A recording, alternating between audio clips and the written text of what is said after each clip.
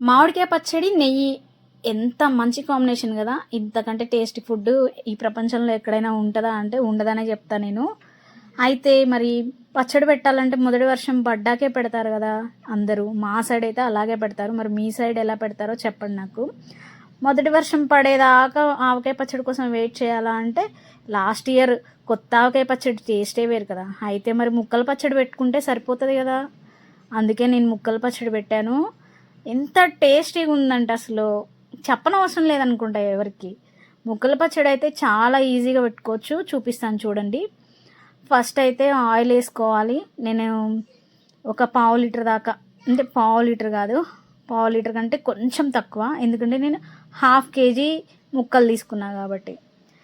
Oil తీసుకొని అందులో పోపు దినుసులు అన్నీ వేసుకోవాలి. ఇంగువ ఉంటే ఇంగువ కూడా వేసుకోవచ్చు. అది నాకు ఆ టేస్ట్ కొద్దిగా నచ్చదు కాబట్టి వేసుకోను. ఇదంతా మంచిగా వేయించుకొని పక్కన పెట్టుకోవాలి. అండ్ హాఫ్ కేజీ ముక్కలకి 4 టేబుల్ స్పూన్స్ ఏమో ఉప్పు తీసుకోవాలి. అండ్ 2 స్పూన్స్ ఏమో మెంతులు ఆవాల పొడి వేయించుకొని జల్లించుకొని పెట్టుకున్నది వేసుకోవాలి. అండ్ కారం అయితే 4 టేబుల్ స్పూన్స్ కానీ 5 టేబుల్ స్పూన్స్ కానీ వేసుకోవచ్చు. అయితే నాకు ప్రతి ఇయర్ పెడతా కాబట్టి అందాజుగా ఎంత వేయాలో తెలుసు కాబట్టి అలా వేసేస్తాను. మీకైతే ఈ లెక్కల ప్రకారం చేసుకుంటే మంచిగా వస్తుంది అనమాట. అండ్ మంచిగా కలుపుకొని సైడ్కి పెట్టుకోవాలి.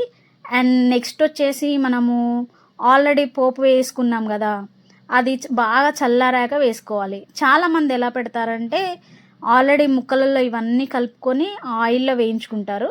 కాకపోతే ఆ టేస్ట్ వేరే, ఈ టేస్ట్ వేరే ఉంటుంది. ఒకసారి మీరు ఆ టేస్ట్ ఈ టేస్ట్ చూడండి. ముక్కలు అవి మొత్తం మెత్తగా అయిపోతాయి అన్నమాట మనం వేయించుకుంటే. ఇలా అయితే కొంచెం ముక్క గట్టిగా ఉండి మనం ఆవకాయ తిన్న టేస్ట్ వస్తుంది. అండ్ ఇలా కలుపుకోవాలి. కలుపుకొని మొత్తం సైడ్కి పెట్టుకోవాలి. ఒక రోజంతా సైడ్కి పెట్టుకొని నెక్స్ట్ డే ఏం చేస్తామంటే ఏదైనా గాజు సీసాలో కానీ ప్లాస్టిక్ డబ్బాలో కానీ స్టోర్ చేసుకోవాలి.